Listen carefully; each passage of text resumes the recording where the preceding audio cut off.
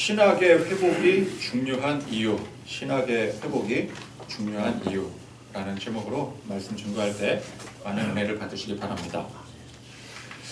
우리가 사는 이 시대의 특징을 한마디로 요약을 하자면 물질 만능주의 시대라고 할 수가 있을 것입니다. 물질 만능주의가 무엇입니까? 그러니까 쉽게 말해서, 한마디로 말해서 돈이면 다 된다라는 주의가 물질 만능주의 아니겠습니까? 돈으로 다 살 수 있다. 돈으로 모든 게 다 해결될 수 있다. 이게 물질 만능주의입니다. 사람을 움직이는데 옛날에는 정, 인의의 요소가 굉장히 컸습니다. 남을 돕거나 혹은 어떤 이제 손님을 객을 접대를 할 때, 대접을 할 때 또 내가 이 행위를 하는 거에 대한 어떤 금전적인 보상을 바라고 하는 것이 아니라 마땅히 해야 할 도리라고 생각하고 행했습니다. 옛날 집에는 보면은 다 사랑방이 있었잖아요. 사랑채가 있었잖아요. 어지간한 집들에는 사랑채의 역할이 뭡니까? 손님 맞이하는 방이잖아요. 그죠? 네. 사랑방 손님과 어머니 뭐 그런 소설도 있었죠. 그런데 이렇게 영접한다라는 게 뭐예요? 이제 내가 사랑방을 만들어 놓고 이제 거기에 이제 손님을 영접하면 거기 이제 얼마 월세를 받는다든지 그런 개념이 아닌 거잖아요. 누구든 지나가다 묵을 곳이 있는 사람이 있으면 이 집에 와서 쉬시오. 그게 어떤 보상이나 뭐 그런 금전적인 것을 요구하고 바라고 하는 게 아니라 인간이라면 사람이라면 마땅히 해야 될 도리다. 어려운 사람을 대접하고 섬기고 하는 것이 마땅한 도리다라고 했던 것이었습니다. 성경에도 나그네를 잘 영접하라고 했습니다. 그것이 사람의 도리라는 것입니다. 그러나 요즘은 그런 요소가 많이 사라졌습니다. 손익부터 따지고 계산해서 행동하게 됩니다. 이익이 되는가, 돈이 되는가, 이게 중요해졌습니다. 사람을 사귀는 것도 또 결혼을 하는 것도 서로 간의 손익 계산에서부터 시작을 합니다. 결혼정보회사라는 데가 있죠. 여기 가입 조건이 굉장히 까다롭대요. 상대의 수준을 높이고 싶으면 이제 보통 이제 여기 가입하는 사람들은 내가 이제 만날 사람의 어떤 수준을 높이고 싶어서 좀 괜찮은 사람 만나고 싶어서 가입을 하는 거잖아요. 그러려면 어떻게 해야 돼요? 나도 그 수준만큼 높여줘야 되는 거예요. 그래서 까다로운 겁니다. 결혼도 철저히 계산된 관계에서 요즘은 한다라는 것이죠. 요즘 아이들은 이득이 없으면 절대 나서지 말라고 배우게 됩니다. 어렸을 때부터 그렇게 배워가는 거예요. 어떤 계산을 했을 때, 계산적으로 따졌을 때 이득이 없으면 절대 나서지 말아라. 어려운 사람이 있어도 절대 나서지 말아라. 요즘 그러잖아요. 어려운 사람인데 괜히 나섰다가 내가 손해보면 골치 아파진다. 그러니까 정의나 인의의 태도로 남을 돕고 헌신하는 그런 낭만이 사라져가는 시대가 지금 우리가 사는 이 시대입니다. 그러다 보니까 사람들이 종교 생활을 하는 것도 철저히 손익 계산을 따져서 행하게 됩니다. 시간을 할애를 하고 또 물질, 그러니까 돈까지 들여서 종교 생활을 할 때는 그에 따른 마땅한 유익이 따라와야 되는 것이죠.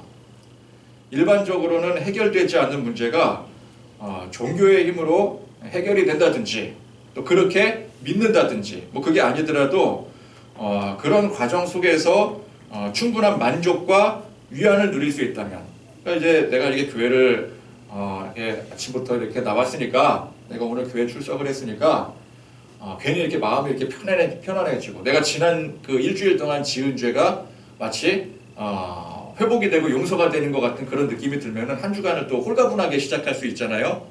그것만큼 또 큰 유익이 어디 있겠습니까? 월요일 월요일 병에 막 직장에 출근하고 막 할 거 생각하면 막 머리 아파 죽겠는데, 그래도 내가 교회 갔다 왔으니까 홀가분한 마음으로 또 월요일부터 또 한 주간을 또 시작할 수 있어 라는 마음으로 또 이렇게 한번 또 나가보자. 그리고 또 뭐 일주일 동안 또 뭐 엉터리로 살았으면 어때? 또 주일날 교회 가서 또 회개하면 되지. 근데 그런 마음을 가지고 이 종교 생활을 한다면 거기에도 충분히 그 사람에게는 유익이 있는 거예요. 그죠? 투자 가치가 있는 거죠. 그러니까 그런 계산이 서지 않으면 사람들은 종교 생활에 자신의 귀한 시간이나 물질을 절대 투자하지 않습니다. 정치인들이 선거 때가 되면은 교회에 유독 몰리게 되잖아요. 그 이유가 무엇입니까? 여러분 잘 아시잖아요. 그죠? 여기가 표밭이라고 생각하기 때문일 것입니다. 당선에 유리한 입지를 가질 수 있다라고 판단이 되기 때문에 교회를 이용을 하는 거예요. 교회 다니는 사람들 중 상당수가 신앙생활을 통한 나의 유익을 기대하게 됩니다. 교회 다니기 때문에 뭐라도 잘 되어야 되는 거예요. 학생이 교회 다니면서 열심히 또 내 용돈 쪼개서 헌금하고 또 기도하라 그래서 기도했더니 시험을 봤는데 시험 성적이 잘 나왔어요.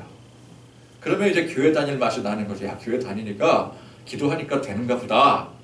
교회 다닐 이유가 충분한 거예요. 하다못해 성적은 안 올랐지만 교회 갔더니 예쁜 여학생이 있어요. 그것도 많아. 사실 요즘에 그 예쁜 여학생들 보려면은 예쁜 그 멋진 오빠들 보려면 어디를 가야 돼요? 교회를 가야 돼.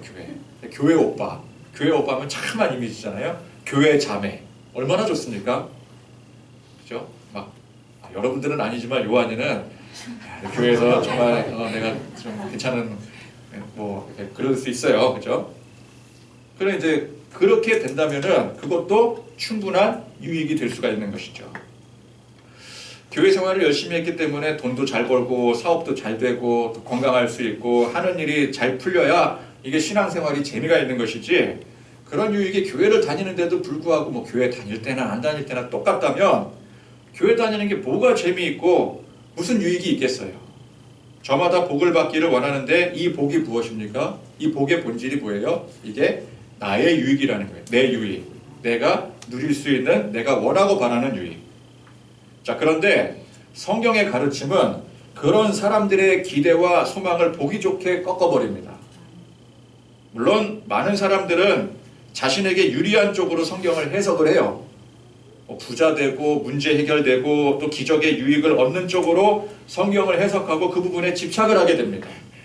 꼭 말씀 한 구절 한 구절 속에서 누가 부자가 됐다, 예수님께서 어떤 기적을 베푸셔서 누가 큰 유익을 얻었다, 그것만 이렇게 끄집어내서 야, 이게 성경 말씀 아니냐, 그렇게 해석을 합니다.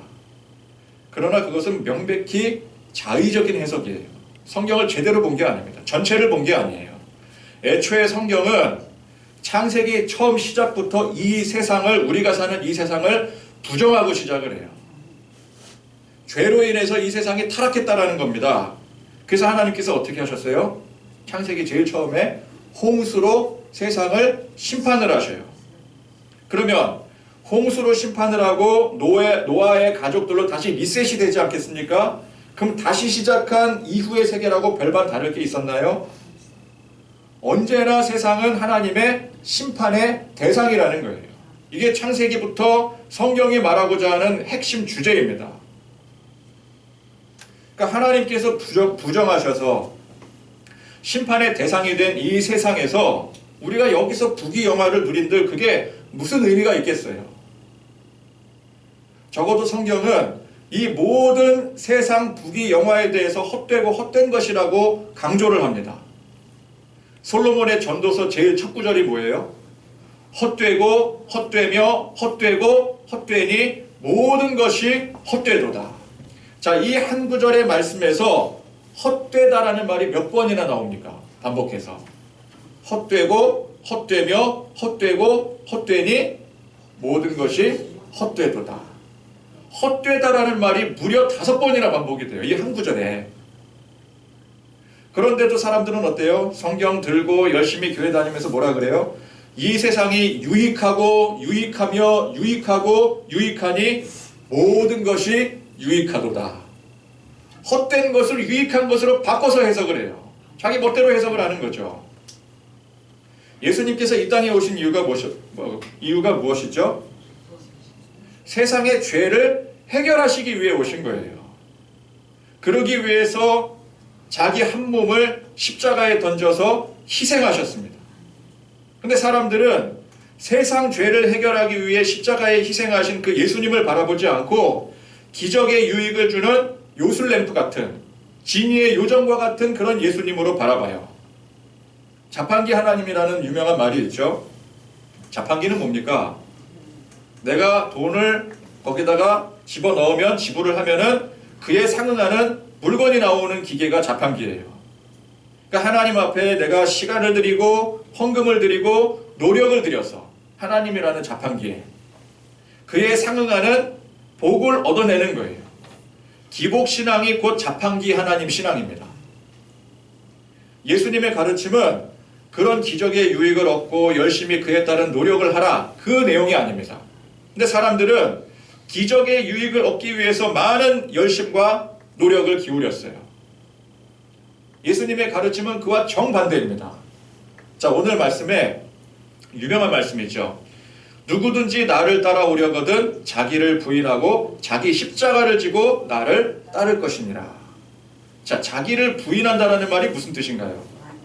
부정, 부인 부정이잖아요. 세상에 기반한 육신의 삶 모든 것을 부정하는 거예요. 버리는 거예요. 자기 부정이 예수 믿는 가장 첫걸음입니다. 그러니까 우리가 예수님 믿는다 할 때 제일 처음에 해야 될 게 자기 부정이에요. 가장 먼저 내가 죄인임을 깨달아야 되는 거예요. 세상에서 어떻게 살았건 간에 이 세상 자체가 죄이기 때문에 그 세상에 속한 나는 예수 믿기 이전에는 죄인이었어요. 죄인이 내가 뭘 할 수 있겠어요? 아무 소망이 없는 겁니다. 그렇기 때문에 우리가 정말 예수님을 믿었다면 제일 먼저 자기 부정이 일어나는 거예요. 그래서 회개가 일어나는 거죠. 내가 죄인이고 죄인으로 사는 이 세상 모든 삶이 그동안 헛되고 부정한 것임을 깨달아야 되는 겁니다. 그래야 예수를 믿을 수가 있어요. 그래서 예수님 덕에 하나님 열심히 믿는 덕에 그 헛되고 부정한 세상 유익을 얻어내고 복을 받는 게 아니라 오히려 그 모든 것들을 부정해버려야 되는 거예요. 버리는 겁니다.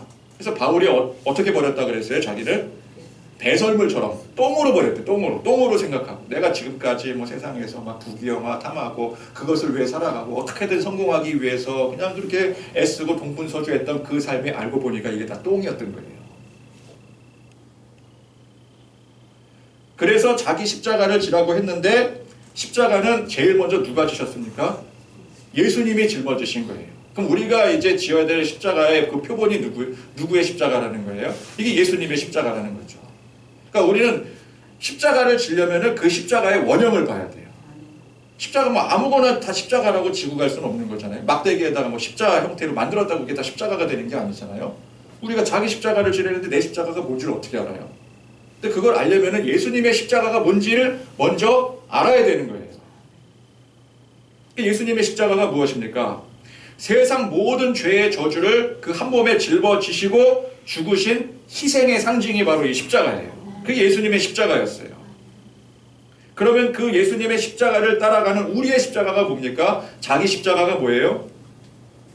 심판의 대상인 세상에 속한 죄인된 내 모든 것을 예수님처럼 십자가에 못 박는 희생인 거예요.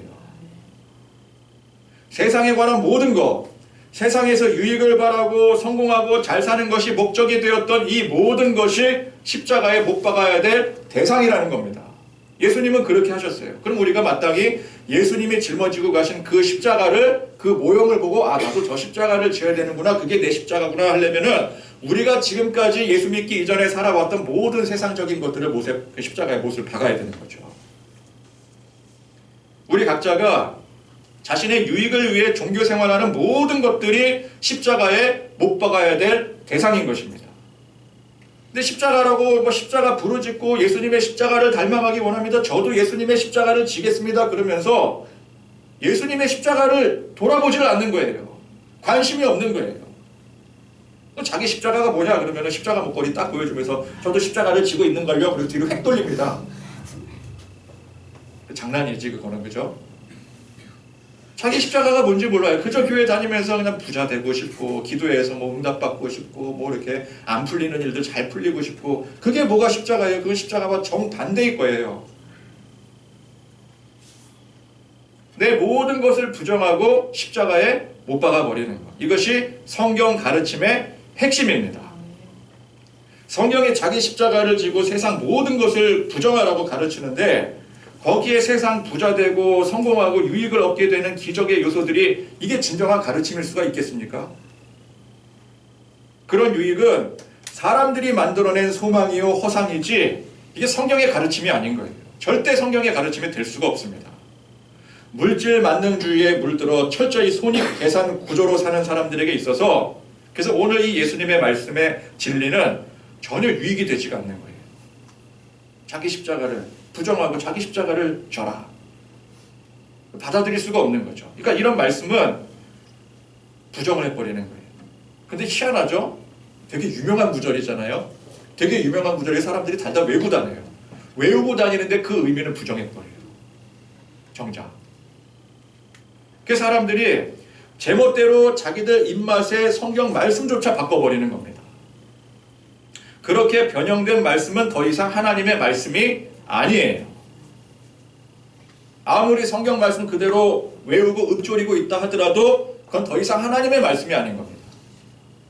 또 그렇게 변형된 교회는 더 이상 하나님의 교회가 아닌 것입니다. 그 세상에 교회는 많고 말씀은 홍수를 이루는데 그 안에 정작 참 진리가 메말라가고 있는 거예요. 우리 지난 시간 말씀에 베드로가 예수님에 대한 올바른 신앙 고백을 했습니다. 뭐라고 했죠? 주는 그리스도시요 살아계신 하나님의 아들이시니이다. 자, 이 고백은 아무나 쉽게 할 수 있는 고백이 아니라고 했습니다. 이를 알게 한 이는 혈육이 아니요 하늘에 계신 하나님 아버지시라고 했어요. 그러니까 예수님께서 누구시냐? 성경에 예언한 바로 메시아 그리스도라는 사실, 그분이 하나님의 아들이시라는 사실은 매우 중요한 신앙 고백이요 핵심인 것입니다. 그런데 자, 여러분 잘 보세요. 이 신앙 고백은 예수님이 누구신지에 대한 반쪽짜리 고백이에요. 그러니까 예수님의 신분에 대해서는 알아요. 예수님이 누구신지, 어디서 오셨는지, 어디 출신이신지, 신분에 대해서는 알지만 중요한 게 뭐예요? 우리가 어떤 사람을 아는데 그 사람의 신분만 알면 되겠습니까? 아니죠. 그 내용을 알아야 되잖아요. 그럼 그 내용이 뭐예요? 예수님의 내용이 뭐예요? 예수님이 이 땅에 왜 오셨는지, 예수님의 목적, 예수님의 사명. 그러니까 예수님이 메시아이십니다. 하나님의 아들이십니다. 이건 예수님의 신분이에요. 근데 이 신분 고백에는 예수님이 무엇을 위해 오셨는지, 예수님의 사명이 무엇인지에 대한 고백은 없는 거예요. 그렇죠? 아니 여러분, 예수님이 하나님의 아들이신데 하나님의 아들이신 분이 뭘 하러 오셨는가? 이게 중요한 거죠. 그렇죠? 하나님의 아들이신 것만 알면 뭐예요? 그분이 뭘 하시는지 그게 중요한 거지. 하나님께서 천지를 창조하신 분이십니다. 우리 하나님의 신분에 대해서 정확하게 알아요. 근데 그것만 알면 뭐예요? 하나님이 우리를 위해 뜻하고 계획하신 바가 무엇인지 그걸 알아야 되는 거지. 그게 중요한 핵심인 거지.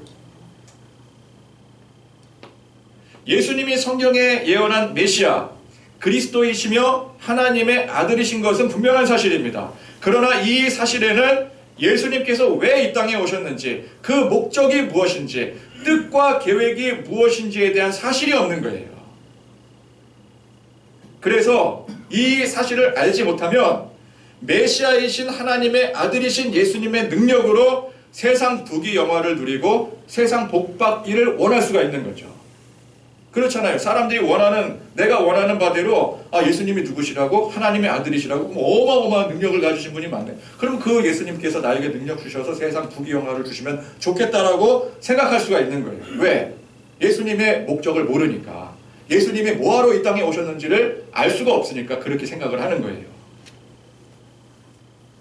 우리를 구원하신다고 했는데 우리를 구원하실 자라는 뜻이 메시아, 그리스도라는 뜻이잖아요. 그러니까 예수님은 우리를 구원하시기에 오시는 분이다. 그거는 아는데 이 구원의 개념을 모르는 거죠. 이 구원의 개념을, 진정한 개념을 모르니까 뭐라고 생각을 해요? 이 세상 문제에서 또 내가 원하고 바라는 그 문제에 대한 구원. 그죠? 그 당시에 이제 막 로마의 이제 압제하에 시달리던 이 백성들이 우리를 구원하실 메시아라면 독립을 이루어 주시는 분이겠구나. 그렇게 생각을 하게 되는 거예요. 각자 개인적으로 많은 문제들이 있잖아요. 그 문제에 대한 구원자로서, 메시아로서 예수님을 바라보게 되는 거죠. 그러면 아무리 예수님을 메시아로, 하나님의 아들로 고백하더라도 이게 제대로 된 신앙 고백이 아닌 겁니다. 그 예수님께서 이 베드로가 이제 그렇게 신앙 고백하신 걸 칭찬을 하시고, 야, 이게 잘했다, 그렇게 칭찬하셨잖아요. 그런 다음에 오늘 말씀에 이제 장차 고난당하시고 죽임당하실 사명에 대해서 제자들에게 말씀하시기 시작하는 거예요. 그러니까 무슨 의미입니까? 자, 내가 누군지 너네들이 잘 알았으나 이제부터 내가 말하는 게 더 중요한 거야. 왜 이 땅에 내가 오게 되었으며 앞으로 내가 무슨 일을 하게 될지 이걸 너희들이 이제 정확하게 알아야 돼. 그전에는 왜 말씀하지 않으셨어요? 예수님이 누구신지도 모르는데 말하면 뭐해요? 근데 베드로가 딱 고백을 했잖아요. 예수님은 하나님의 아들이십니다. 우리를 구원하러 오신 메시아이십니다. 아, 그래, 너 잘 알았다. 이제 다음 진도 나갈 수 있겠구나. 다음 진도가 뭐예요? 그럼 그 메시아로서의 사명이 무엇인지, 앞으로 내가 해야 될 일이 무엇인지, 그거를 이제 말씀하시기 시작하는 거예요. 근데 그게 이제 무슨 내용이에요? 고난당하고 죽임당할 일, 십자가를 지실 일, 거기에 대해서 이제 말씀을 하시는 거죠. 근데 이 제자들을 비롯해서 베드로는 예수님의 이 계획 그리고 이 사명에 대해서 이해를 하지 못합니다. 그분이 메시아 그리스도시고 하나님의 아들이신 것까지는 알았는데 진정한 사명에 대한 이해와 고백이 없으니 어떻게 되겠습니까? 22절에 베드로가 예수를 붙들고 항변하여 이르되 주여 그리 마옵소서 이 일이 결코 주께 미치지 아니하리이다. 그러니까 베드로 딴에는요, 내가 예수님 지키겠다고. 예수님께서 이제 장차 고난당할 거다. 붙잡혀 갈 거다. 그러니까 제자들 입장에서는 아니 우리 선생님이 메시아로 오신 분이신데 하나님의 아들이신데 어떻게 감히 그런 일이 있을 수 있겠습니까? 제가 지켜드리겠습니다. 얼마나 참 제자다운 믿을만한, 그죠? 말만 들어도 막 이렇게 그래 너 진짜 내가 너만 믿는다 진짜 그렇게까지 안 되더라도 말이라도 그렇게 하니까 내가 참 고맙다. 용기가 난다. 이겨낼 수 있을 것 같다. 뭐 그런 상황이잖아요 지금. 그죠? 그러니까 베드로 딴에는 예수님 지키겠다고 이게 예수님의 사명, 그 사명의 진정한 의미를 모르니 그렇게 나올 수밖에 없는 거예요. 우리도 예수님의 사명을 모르면 어떻게 돼요? 예수님께서 이제 나 십자가 져야 돼. 그러면 우리 예수님을 사랑하고 예수님을 섬기고자 하는 그 마음에 예수님 그러시면 안 됩니다. 그 십자가 제가 대신 질게요. 그럼 어떻게 돼요? 만약에 정말 그렇게 되면은 예수님이 사명을 감당 못 하시는 거예요. 나 때문에. 베드로가 내가 지켜드리겠습니다. 그래서 베드로가 정말 지켜드리면 어떻게 돼요? 예수님이 사명을 감당 못하시게 되는 거예요. 그러니까 예수님이 이에 대해서 의아할 정도로 정색하며 반응을 하세요. 뭐라 그러십니까? 사탄아 내 뒤로 물러가라. 베드로 입장에서 얼마나 무안하겠습니까? 아니 내가 뭘 잘못했길래 내가 평소에 그래 예수님 그냥 엉뚱한 소리 하고 내가 그냥 예수님이 이렇게 가져왔냐 그러면 안 갖고 왔는데요. 그러면은 혼날만 했지. 근데 내가 오늘은 잘한 거 아닌가? 앞에 이제 주는 그리스도시오 이렇게 칭찬까지 받았는데 그런 다음에 내가 씩씩하게 예수님 지켜드리겠습니다까지 했으면은 더 칭찬받아야 되는데 왜 예수님께서 이렇게 나에게 역정도 이런 역정이 사탄아 물러가라. 난 사탄 예수님 제가 예수님이 섬긴 게 있고 그동안 내가 배도 버리고 가족도 버리고 예수님 따랐는데 사탄이라니요. 마귀라니요. 이게 좀 너무하신 거 아닙니까? 그런 상황 아니겠어요? 근데 예수님에게 있어서 이 십자가 희생은 굉장히 중요한 사명입니다. 이것 때문에 오신 거예요. 이거 아니면 안 되는 거예요. 그렇죠? 이거 안 되면은 우리 전부 다 죽어요. 전부 다 망하는 거예요. 그러니까 이것 때문에 이 땅에 오신 것이었어요. 근데 그걸 막는 모든 것이 이게 사탄의 관계인 겁니다. 아무리 그게 좋은 의도에서 비롯됐건 간에 그게 중요한 게 아니에요. 망하게 만드는 중요한 일이기 때문에 예수님께서는 이거를 굉장히 철저하게 반응을 하신 거예요. 즉 베드로가 예수님을 위한다고 했던 이 언행이 결국 사탄의 관계인 거예요. 이게 참 우리가 의미 깊게 곱씹어 봐야 됩니다. 야, 내가 하나님을 위해서 예수님을 위해서 헌신하고 열심히 노력하는 것이 하나님 보시기에 오히려 진노할 만한 것이라면 이게 얼마나 허망하고 무서운 일입니까? 나는 하나님을 위해서 했는데 내 평생 다 바쳐서 하나님 교회 이렇게 부흥시키고요 교회 건축도 했고요 그랬는데 하나님 보시기에 다 쓸데없는 일이라고. 사탄아 물러가라. 너 정신 차려라. 너 회개해라. 그런 말 듣는다면 이게 얼마나 허망한 일이고 내 인생 다 바쳐서 그렇게 노력했는데 내가 인생 바쳐서 노력한 거 이거 계속 이어나가기 위해서 대를 물려서 아들에게도 목사시키겠다는데 근데 하나님 뭐라 그러셔요? 사탄아 물러가라. 그런다면 이게 얼마나 허망한 일이고 얼마나 무서운 일이에요. 그래서 우리는 하나님을 알고 예수님을 알고 성령님을 알되 이 안다는 개념이 그 단순한 개념이 되면 안 되는 거예요. 하나님의 뜻을 알아야 되는 거예요. 깊이 알아야 되는 거예요. 그 마음을 알아야, 중심을 알아야 되는 거죠. 그러면 우리가 하나님에 대해서, 예수님에 대해서 기본 정보는 다 알아요. 그죠? 하나님은 천지를 창조하신 분이시고 예수님은 하나님의 아들이시라고 하는 베드로가 고백한 정도 우리도 다 알아요. 이런 정보는 이제 누구나 다 알 수 있는 거죠. 그러나 그 하나님의 뜻과 계획, 예수님의 사명, 이 부분에 대해서는 우리가 어떻게 알 수 있습니까? 이걸 알아야 되는, 사실은 이게 제일 중요한 건데, 그럼 이걸 어디서 우리가 알 수 있어요? 개인의 경험과 노력으로 알 수 있습니까? 이것을? 우리 개인이, 내 개인이 뭐라고 하나님을 알 수 있겠어요? 하나님의 뜻을 내가 어떻게 압니까? 그러니까 하나님께서 우리에게 알려주셔야 우리가 아는 거예요. 그러면 하나님께서 누구에게나 다 똑같이 상세하게 알려주십니까? 뭐 이렇게 뭐 환상이나 계시로 그렇게 알려주시는 것도 있긴 있겠지만 그건 보편적인 방법이 될 수가 없어요. 근데 하나님께서 우리에게 분명히 알려주신 방법이 있죠. 그게 뭡니까? 이 객관적 기록인 성경 말씀이에요. 이 말씀을 통해서 우리는 하나님의 뜻과 계획을 알 수가 있는 거예요. 유일한 통로예요. 그래서 그러니까 성경이 기준이 되지 않는 모든 것들은 전부 다 내 생각과 내 기준이 되는 겁니다. 그러니까 우리가 제일 조심해야 될 게 교회 안에서 내 생각에, 내 경험에, 이거 진짜 조심해야 돼요. 교회에서 이제 어떤 일들을 막 의논할 때 습관적으로 이렇게 얘기하시는 분들이 있어요. 제 생각에는요, 제가 경험한 바로는 제가 예전에 교회에서는 이렇게 저렇게 했었는데요. 이게 굉장히 조심해야 되는 겁니다. 그 기준이 어디에 있어요? 나에게 있는 거고 세상에 있는 거예요. 우리는 철저히 성경 말씀을 기준으로, 성경 말씀을 바탕으로 생각하고 결정을 해야 됩니다. 이 성경 말씀이야말로 하나님께서 우리에게 주신 하나님에 대한, 하나님의 뜻에 대한 가장 객관적인 자료이기 때문에 그래요. 이거 왜 주신 거 있습니까? 만약에 이거 외에 또 다른 자료도 주신 게 있으면 그것도 참고해야 되겠지만 이 지구상에 이 성경 외에 하나님께서 주신 그 어떤 자료들도 존재하지 않아요. 물론 이제 성경 외에 성경 뭐 외경이라고 뭐 그런 것도 있어요. 그러나 오랜 역사 속에서 이건 채택이 되지가 않았잖아요. 그러니까 이 성경 하나만 채택이 되어 있잖아요. 그러니까 우리가 지금 찾을 수 있는 하나님의 뜻과 계획을 알 수 있는 유일한 자료가 성경 말씀인 거죠. 이 외에 나는 뭐 그것도 그거지만 나는 하나님께서 특별하게 생각해 주셔서 난 하나님의 직통 계시를 받는다 라든지 나는 내가 기도하는 가운데 새로운 진리를 깨달았다. 전부 다 가짜예요. 여기에 현혹이 되시면 안 돼요. 자, 그러면 이 성경이 하나님의 뜻을 아는 가장 중요한 지표라고 했는데 그럼 중요한 게 무엇입니까?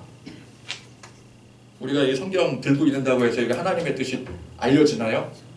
이거 읽는다고 이게 그냥 읽는다고 그게 다 해석이 되어지고 그렇습니까? 성경은 또 그렇지는 않아요.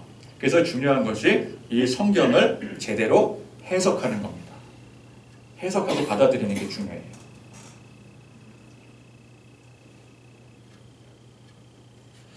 성경은 하루아침에 기록된 책이 아닙니다. 그렇기 때문에 이 성경에 대한 해석도 오랜 역사 속에서 체계적이고 깊이 있게 이루어져 왔습니다.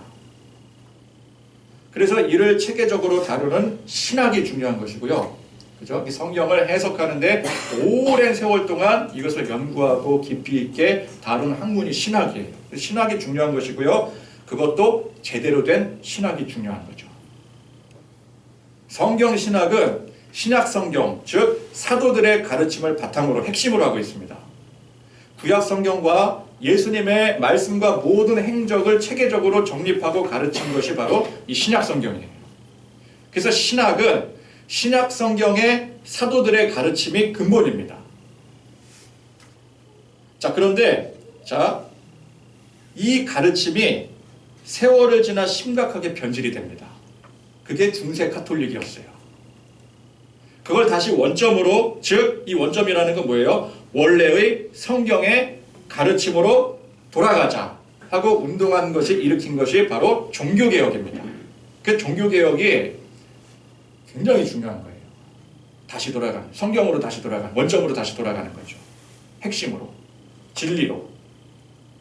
즉 종교개혁은 성경으로 다시 돌아가 사도들의 가르침의 신학의 뿌리를 재정립시킨 굉장히 중요한 교회사적 사건이었습니다. 자, 이때 대표적인 종교개혁자가 누구였죠? 마틴 루터. 두 분만 더 되세요. 두 분만. 존 칼빈, 찌빙글리. 네, 요 세 분이 대표적인 그 시대의 종교개혁자였어요. 찌빙글리는 그런 사람도 있었나? 라고 생각하시는 분도 있겠지만 루터는 잘 아시잖아요. 또 칼빈 모르면 뭐 우리 교단에서 장로교에서 칼빈 모르면 간첩이지. 그죠? 장로교를 뭐라 그래요? 다른 말로 장로교주의를, 신학주의를 칼빈주의라 그래요. 이 정도는 여러분들 장로교에 몸담고 계시면은 이 정도는 아셔야 돼요. 칼빈주의. 그래서 근데 이 이제 세 분들 중에서 이 종교 개혁을 일으켰던 이 중요한 세 분 중에서 성경의 원점으로 돌아가 신학의 뿌리를 재정립시킨 사람이 누구냐? 이게 칼빈이에요. 그러니까 루터나 찌빙글리 같은 분들은 행동파였다면은 칼빈은 전형적인 학자입니다. 연구를 했던 사람이에요. 그래서 이제 종교 개혁으로 재정립된 신학을 칼빈주의라고 하는 거예요. 제가 아주 함축적으로 설명드리는 겁니다. 근데 이게 되게 중요한 거예요. 우리 교회사적으로. 그러니까 칼빈이라는 사람이 이게 칼빈이 예수님급이냐, 신격화하느라고 맨날 칼빈주의라고 하느냐. 칼에 빈 사람이라고. 칼빈이라고. 거기 칼빈이 아니 우리가 우상을 숭배하는 건 왜 자꾸 칼빈주의 하느냐 그러는데 종교개혁 과정에서 이 신학의 재정립을 했던 사람이 칼빈이기 때문에 칼빈주의라고 하는 거예요. 그래서 칼빈주의가 중요한 거예요. 이 칼빈주의의 모토는 오직 성경 중심입니다. 근데 여러분 성경을 잘 보면은 뭔가 이해가 안 되는 부분들이 참 많아요. 그러니까 해석이 어려운 거죠. 그러니까 해석이 제각각이 될 수밖에 없는 게 성경이 어렵기 때문에 그래요. 언뜻 보면 어렵기 때문에 그래요. 그리고 오류도 적잖이 보이게 됩니다. 숫자적인 오류도 많아 보이고요. 그리고 이게 여러분 성경의 기록 원리를 보면은 원래 예를 들어 사도들의 서신 같은 거 보면은 원래 편지를 썼잖아요. 근데 그게 남아 있겠습니까? 그거를 후세에 계속 필사를 하죠. 복사를 하죠. 복사를 하는데 복사기로 하는 게 아니라 손으로 다 필사를 하잖아요. 그래서 옛날에 서기관들이 다 그 일을 했거든요. 근데 그렇게 옮겨 적다 보면은 이게 글씨가 틀릴 수가 있어요. 근데 그런 오류가 있을 수가 있죠. 그 충분히 있을 수 있어요. 그런 오류도 적잖이 보이게 되고 또 이해도 잘 안 되고. 그러나 성경은 우리가 이것을 우리의 수준으로 이해하고 자시고할 분야가 아닙니다. 하나님의 뜻과 계획, 예수님의 사명을 우리가 어떻게 전부 다 우리가 이해할 수 있는 수준에서 다 이해할 수 있겠어요? 베드로가 자기 수준에 이해하지 못하겠으니 뭐라 그래요? 예수님 그러시면 아니되옵니다 이런 거예요. 자기 수준에는 예수님이 이런 말씀하시는 게 이해가 안 되거든요. 그러니까 안 된다고 하는 거죠. 그렇게 해석을 하는 거예요. 근데 이럴 때는 어떻게 해야 돼요? 예수님이 그러하시면 이해는 안 되지만 순종하겠습니다. 이렇게 나가야 되는 거예요. 그러니까 우리가 성경을 해석할 때 그렇게 해석을 해야 됩니다. 그러니까 칼빈주의는 성경의 모든 말씀이 성령님의 감동, 즉 영감으로 되어 있다라고 주장을 해요. 물론 이 주장은 칼빈 개인의 생각이 아닙니다. 성경에 그대로 나와 있는 진리예요. 성경 말씀이잖아요. 그렇죠? 그런데 성경 자체가 이게 사람들의 기록이다 보니까 더러 오류로 보이는 부분들이 꽤 있어요. 사본학적 오류라고 해요. 그러나 하나님께서 이 성경 말씀을 하나님의 말씀으로 우리에게 영감으로 주실 때에 그 오류까지도 영감의 범위에 포함했다고 보는 거예요. 이해가 되십니까? 그러니까 사람의 기록이니만큼 오류가 있을 것을 하나님께서 아시겠습니까? 모르시겠습니까? 다 아시죠? 그것까지 다 감안을 해서 하나님의 무한 말씀으로 우리에게 주신 것이니 우리는 이 말씀을 하나님의 말씀으로 제대로 이해하고 해석해서 받아들여야 되는 거예요. 이 성경의 무호성이 그래서 중요한 거예요. 그러니까 이 성경의 무호성은 이거 사람들이 쓰다 보니까 틀린 것도 있을 수 있느냐, 그것까지 무시하는 게 아니라 그거 다 인정합니다. 인정하지만 그 오류까지 다 포함해서 하나님께서 다 영감을 하신 거라고 우리가 믿고 고백해야 되는 거죠. 그래야 하나님의 말씀이 될 수가 있는 거예요. 전능하신 하나님께서 그것도 생각 못 하시고 이 말씀을 주셨을 리는 없잖아요. 그죠? 상식적으로 생각하자는 얘기입니다. 자, 그런데 이제 우리는 그렇게 받아들이지만 이 성경을 그렇게 받아들이지 않는 사람들도 많을 거잖아요. 이 하나님의 전적인 영감으로 이걸 이해를 하지 못하고 그 성경에 나와 있는 여러 가지 오류적인 부분에 관점을 맞추다 보면은 이 성경 말씀을 하나님의 진리의 말씀으로 받아들이지 못하게 되는 거죠. 자, 틀린 게 이렇게 많은, 숫자적으로도 틀린 게 많은데 이거 어떻게 하나님의 진리의 말씀이라고 할 수가 있겠느냐. 1.1핵도 오류가 없다고 하는데 1.1핵이 아니라 뭐 여러 가지 오류들이 많고 해석도 안 되는 내용도 많고 말도 안 되는 앞에 나온 내용이랑 뒤에 나온 내용이랑 막 틀린 내용들도 있고 짜깁기 하다 보면 틀린 내용들도 있거든요. 이게 어떻게 오류가 없는 하나님의 말씀이라고 할 수 있겠냐. 이건 하나님의 말씀이 될 수 없다라고 생각할 수밖에 없는 거죠. 또한 이해가 안 되는 이 성경 사상들을 이걸 이제 우리가 이해를 해야 되니까 이게 말이 안 되지 않냐. 말이 되게 그거를 이해를 하고 설명을 해야 되니까 자꾸만 인간의 이해의 범주 안에 해석하려고 하는 움직임이 일어나게 되는 거예요. 근데 그런 경우들도 이 성경 자체를 전적인 진리로 받아들일 수가 없는 거죠. 근데 칼빈은 뭐라 그랬어요? 성경이 가는 데까지 가고 성경이 멈추는 데서 멈춰야 된다. 해석이 안 되는 부분을 우리가 굳이 해석하려고 들면 안 된다. 그냥 있는 그대로 받아들여야 된다. 예수님께서 이제 장차 있을 그 고난에 대해서 말씀을 하시는데 베드로가 이게 해석이 안 되니까 자기 임의로 해석을 해버리잖아요. 내가 지켜주겠습니다라고 해석을 한 거예요. 근데 그 해석이 틀린 거예요. 그러니까 칼빈주의는 뭐예요? 예수님께서 그렇게 말씀하셨으면 이해가 안 되더라도 거기까지 받아들여라. 그냥 아멘 해라. 권사님 지금 아멘 하신 것처럼 그냥 아멘 해라. 그죠? 이해가 안 되잖아. 예수님께서 고난당하신다는데 내가 지켜드려야지. 내 생각에는 지켜드려야 될 것 같은데 예수님께서 그렇게 말씀하셨으면 예수님의 말씀이 맞을 거다. 그게 칼빈주의예요. 근데 칼빈주의가 아닌 주의는 말이 되느냐? 앞뒤가 안 맞지 않느냐? 지금 예수님이 이 땅을 구원하러 오셨는데 예수님이 돌아가신다면 이게 말이 되느냐? 당연히 우리가 지켜드려야 된다라고 해석을 하는 거예요. 자의적으로 해석을 하게 되는 거죠. 이 칼빈주의 대척점에 있는 대표적인 사상이 알미니안주의입니다. 알미니안주의는 현대 자유주의 신학과 그 궤를 같이 해요. 제가 이제 신학적인 용어들 쓰니까 오늘 좀 목사님도 왜 이러셔? 막 이렇게 생각할 수 있겠는데 이거 되게 중요한 부분이거든요. 이거 교회에서 안 가르쳐 주니까 성도들이 문제가 생기는 거예요. 그러니까 알미니안주의나 이 현대 자유주의는 그 궤를 같이 하게 되는데 한마디로 이들은 성경의 전적 영감에 의한 절대성을 부정을 해버려요. 말이 안 된다고 생각을 하는 거죠. 그러니까 초대교회 당시 사도들은 이제 막 신학을 정립하기 시작하는 시대 아니겠어요? 그럼 우리가 상식적으로 생각할 때 학문 하나가 이제 처음 이제 시작을 하게 되는데 여기에 얼마나 오류가 많고 부족하겠습니까? 그죠? 우리가 이제 수학이나 과학을 공부하더라도 옛날 수학자들이, 옛날 과학자들이 뭔가 이렇게 막 이론을 발견하고 그런 것들이 후대에 이르러서 점점 발전되면서 그때 그게 틀렸고 요거는 또 이렇게 오류가 있고 그거 바로 잡으면서 점점 발전해 가잖아요. 그런 것처럼 이 신학도 처음에 발생했던 그 시점에 그 신학이 어떻게 완전할 수가 있겠느냐.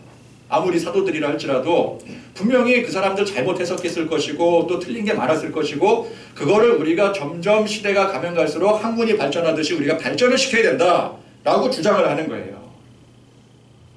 그래서 계속 발전시켜 나가야 되는데 이 사도들의 가르침인 성경에 여기에 매여 있으면 발전할 수가 없다라고 주장하는 게 이들의 핵심입니다. 상식적으로 이해가 되시죠? 이 칼빈주의 이작자들은, 이 근본주의자들은 자꾸만 이 성경 안에만 매여 있어가지고 여기서 발전을 못하네. 이거 발전을 해야 되는데 이거 틀린 거 많은데 그렇게 생각을 하는 거예요. 이 자유주의 신학자들은. 그러니까 성경의 절대적 기준이 되지 않고 오히려 이 성경의 오류에서 벗어나야 된다라고 주장을 하니 그러면 그들의 기준이 어디에 있는 겁니까? 하나님의 말씀이 아닌 지극히 인간적이고 개인적이고 경험적인 기준이 되어버리는 오류를 범할 수밖에 없는 거예요. 결국 그 기준점, 출발부터가 하나님이 아닌 인간 중심이 되어버리는 치명적인 오류를 자기도 모르게 범하고 있는 거예요. 그러니까 성경의 오류를 바로 잡겠다고 자기들이 심각한 오류를 오히려 범해버리고 마는 거죠. 이게 알비니안주의예요. 이게 자유주의예요. 그래서 우리는 개인의 믿음, 개인의 신앙, 열정 이게 중요한 게 아닙니다. 진리의 말씀, 올바른 신학이 중요한 거예요. 우리는 모든 것의 뿌리가 하나님 중심이 되어야 됩니다. 성경 말씀을 하나님께서 주신 절대적인 진리의 말씀으로 믿고 받아들이는 것은 내가 아닌, 우리의 생각이 아닌, 이 세상 기준이 아닌 오직 하나님 기준을 믿고 받아들인다는 뜻이에요. 그래서 칼빈주의가 중요한 겁니다. 그런데 여러분 이것도 잘 들으셔야 돼요. 장로교라고 전부 다 칼빈주의가 아닙니다. 이미 우리나라 장로교 반쪽 교단은요, 제가 또 이렇게 단위에 있으니까 또 어떤 교단을 하나를 지칭해서 또 이렇게 콕 집어서 말씀드릴 수는 없지만 우리 장로교의 반쪽, 나머지 반쪽은 어디겠습니까? 아무튼 그쪽 교단은 알미니안 자유주의 신학이 점령해버린 지 오래예요. 점령이 돼서 갈라나간 거예요. 문제는 이러한 심각한 정보를 누가 교회 안에서 제공을 해주느냐. 이거 누가 가르쳐 줍니까? 내가 그쪽 교단의 교회에 갔는데 거기서 가르쳐 주겠습니까? 우리는요, 성경 말씀을 부정하는 칼빈주의랑은 전혀 관계없는 교단이고요. 성경 이제 우리 덮어놓고 우리 다르게 생각합시다. 그리고 가르쳐 줍니까? 절대 그렇게 가르치지 않죠. 또 우리 교단 안에서도 심지어 목회자들도 이 사실을 몰라요. 모르니까 엉터리로 가르치죠. 모르니까 장로교 칼빈주의의 뿌리를 두고 있는데도 불구하고 칼빈주의 이 성경 핵심대로 가르치지 않고 자꾸만 복받아라, 뭐 교회 건축하자, 뭐 사람 수 막 불러 모으자, 뭐 올해 안에 뭐 100명 만들자, 1000명 만들자 이렇게 나가는 거예요. 부흥회 한답시고 뭐 5천만 원 내세요. 어디 저 전라남도 순천에 있는 어디 그 교회는 뭐 허름한 교회였는데 거기 장로님이 헌신해서 막 5억을 헌금을 해서 막 교회를 막 이따만하게 건축을 해서 막 사진까지 보여주면서 막 할렐루야 아멘 성도들 막 아멘 아멘 막 이러고 이게 칼빈주의입니까? 칼빈주의 배운 목회자들이 그러고 있어요. 누가 교회 안에서 이걸 가르쳐 줍니까? 이게 문제라는 거예요. 저마다 우리 교회가 진리라고 내가 진리라고 주장할 뿐입니다. 우리가 예수님을 안다고 다 아는 게 아닙니다. 베드로가 올바른 신앙 고백을 했어도 그게 예수님을 온전히 다 아는 게 아니었었어요. 정작 예수님께서 하실 중요한 일에 사탄의 요소, 방해 요소가 되었을 뿐입니다. 물질 만능 시대, 교회마저도 물질과 돈이 지배해버리고 사람들은 철저히 계산적인 태도로 종교를 선택하고 교회를 선택하여 나오게 됩니다. 그렇게 신앙생활을 하니 아무리 열심히 해도 정작 그 열심과 노력이 주님의 뜻과 전혀 맞지가 않는 거예요. 사람들이 종교 생활을 하면서 원하고 바라는 이상과 우리 주님의 뜻이 전혀 다른 겁니다. 이게 얼마나 큰 문제인지를 알아야 되는데 그 중요한 기둥이 되어줘야 될 신학이 무너지고 신학이 무너지니까 어떻게 돼요? 무엇이 옳고 그른지를 누구도 제대로 알려줄 수 없는 배울 수 없는 혼돈의 시대가 되어버린 거예요. 이 세상만이 혼돈이 아니라 교회가 혼돈의 교회 자체가 혼돈이 되어버리는 거예요. 오늘 우리는 그저 교회 열심히 다니고 열심히 신앙생활 한다고 그게 능사가 아님을 알아야 됩니다. 지금까지는 어떻게 배웠어요? 무조건 기도해, 무조건 헌금해, 무조건 헌신해. 그러면 다 돼. 하나님께서 복 주셔. 이 복이 뭐예요? 전부 다 세상 복이었잖아요. 십자가가 아니었잖아요. 십자가와는 전혀 다른 것을 주장하고 가르쳐 왔었잖아요. 그게 능사가 아님을 우리는 알아야 돼요. 실종된 신학이 회복이 되어져야 됩니다. 적어도 우리는 성경 신학을 붙들고 여기에 가르침을 받고 그래서 하나님의 뜻을 알고 예수님의 십자가 희생과 헌신을 알아야 됩니다. 자기 십자가를 지라고 했는데 예수님의 십자가가 뭔지도 모르는데 어떻게 내 십자가를 알고 지겠어요? 어떻게 나 자신을 부정하고 따를 수 있겠습니까? 뭘 부정해요? 어떻게든 더 가지려고 하지. 우리는 나아가 이 시대를 향한 말씀의 회복, 신학의 회복, 진정한 십자가의 회복을 부르짖어야 될 때입니다. 아멘. 이것이 하나님께 진정 구할 올바른 기도 제목인 것입니다. 아멘. 찬송 부르시겠습니다. 말씀 생각하시면서 205장 주 예수 크신 사랑 205장 찬송하시겠습니다.